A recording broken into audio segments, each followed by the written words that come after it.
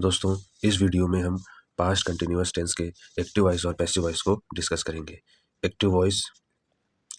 Active and passive voice को discuss करेंगे। इससे पहले तक हमने प्रेजेंट इंडेफिनिट, कंटिन्यूअस और परफेक्ट और पास्ट इंडेफिनिट का वीडियो बना दिया है। अगर आपने नहीं देखा है तो उसे देख सकते हैं। Now active and passive of past continuous tense. दोस्तों सबसे पहले हम क्या करेंगे कि हमको ये पता होना चाहिए कि कैसे हम पहचानते हैं कि पास्ट कंटिन्यूअस टेंस है या नहीं। So first of all identity means पहचान। कैसे हम किसी सेंटेंस को पहचानते हैं, तो identity. So friends, in the last of any sentence, किसी भी सेंटेंस के लास्ट में अगर आप देखते हैं वाज, वर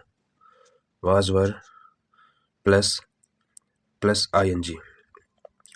जब दोस्तों हिंदी में हम लोग सेंटेंस पढ़ते हैं, जैसे इसके हिंदी के एग्जांपल होते हैं हम खाना खा रहे थे या हम पानी पी रहे थे, तो लास्ट में रहा था, रही थी, रहे थे होता है जब हम टेंस पढ़ते हैं। But here when we talk about active voice we see was, were plus ING. दोस्तों अगर किसी सेंटेंस में हमने देखा कि वाज हेल्पिंग वर्ब का यूज़ हुआ है या वर हेल्पिंग वर्ब का यूज़ हुआ है और उसके साथ आईएनजी यूज़ किया गया है, so definitely that sentence belong to past continuous tense. We know that we use was with singular number, जिसमें दोस्तों वाज हेल्पिंग वर्ब को सिंगुलर नंबर के साथ यूज़ किया जाता है and were with plural number, were को प्लूरल नंबर के साथ यूज़ करते हैं। तो ये हमारी आइडेंटिटी हो गई। Now how to change into passive voice. अब हम कैसे सेंटेंस को पैसिव वॉइस में चेंज करेंगे या किस टेंस में चेंज करेंगे। So we can say change into itself.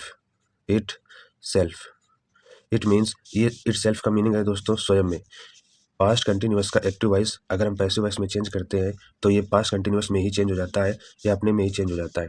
तो जब इसका एक्टिव वॉइस इसी टेंस में यानी पास्ट कंटिन्यूअस टेंस में ही चेंज होगा तो हेल्पिंग वर्ब दोस्तों हमारी क्या होंगी। Helping verbs remain same. Was with singular number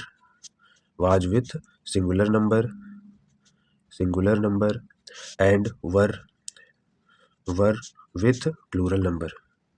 were with plural number. दोस्तों was helping verb singular number के साथ, एक वचन के साथ, and were helping verb plural के साथ यानी बहुवचन के साथ। But there is one condition, लेकिन एक बहुत इंपॉर्टेंट पॉइंट है। We use being.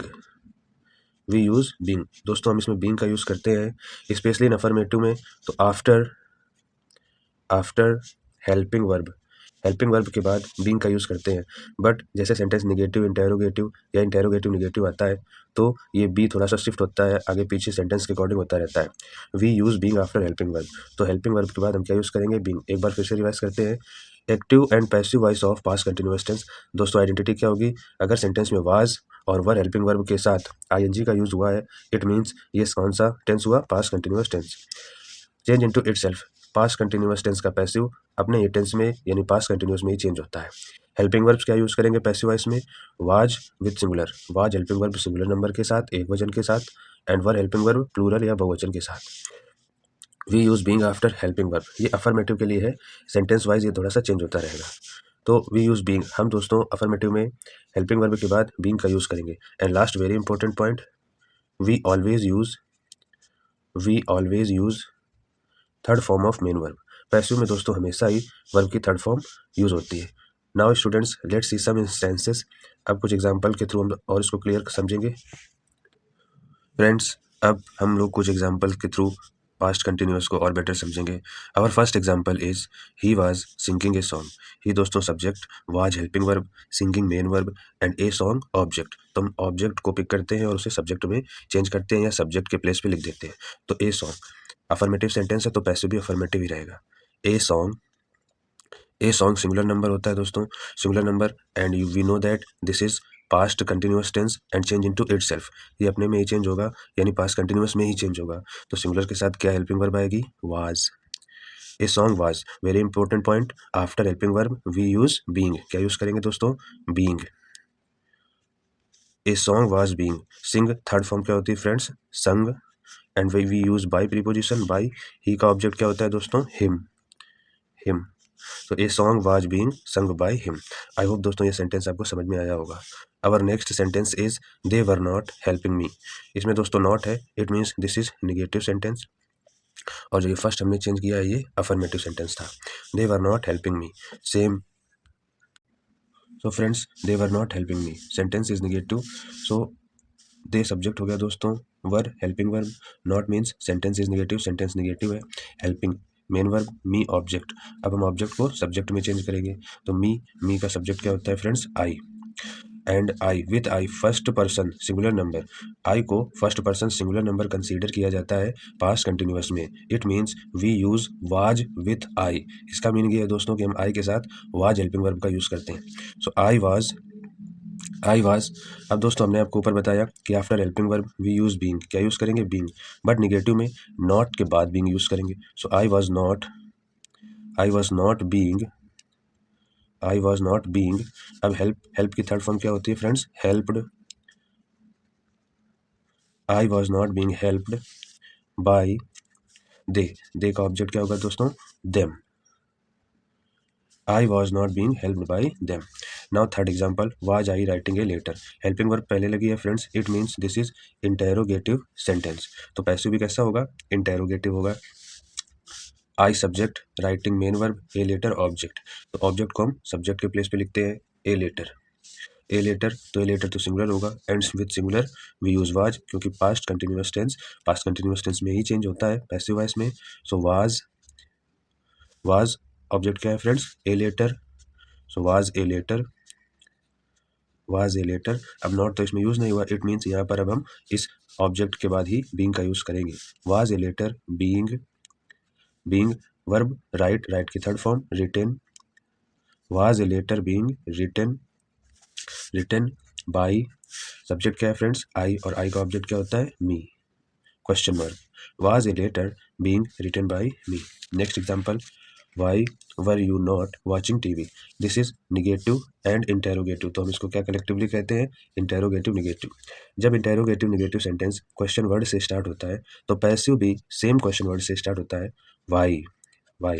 Were helping verb and you subject, not negativity source करता है, watching main verb, TV object.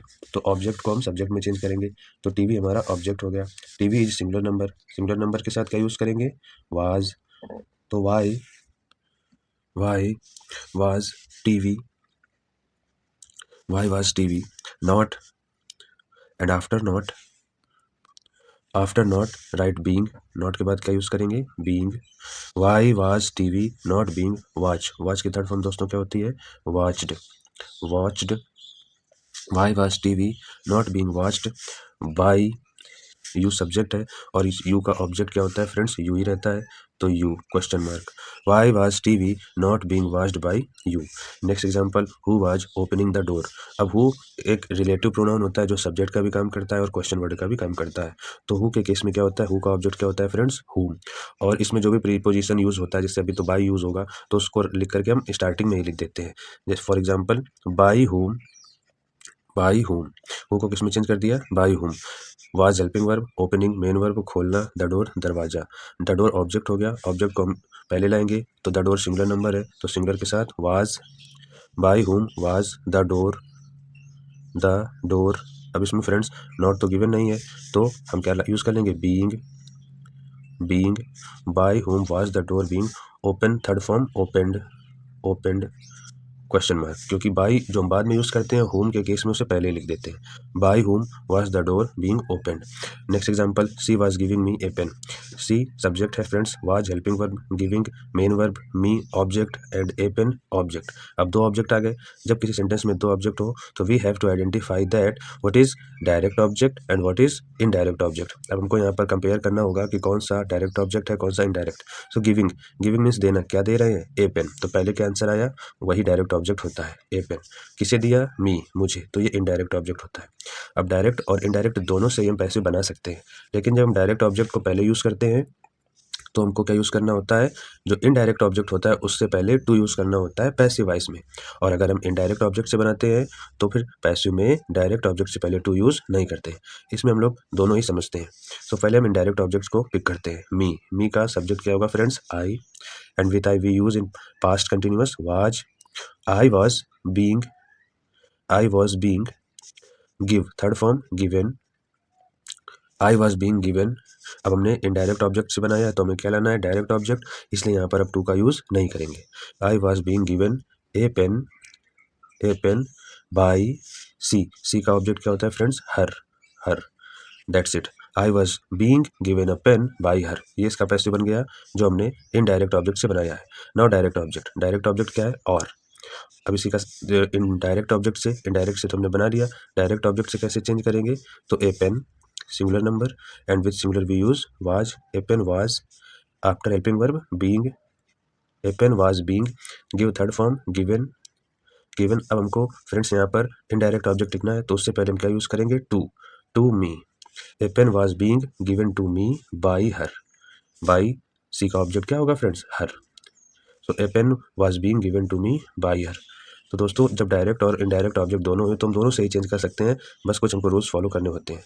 I hope friends आपको पास्ट कंटिन्यूअस टेंस का एक्टिव एंड पैसिव वॉइस पसंद आया होगा, समझ में आया होगा। Thank you.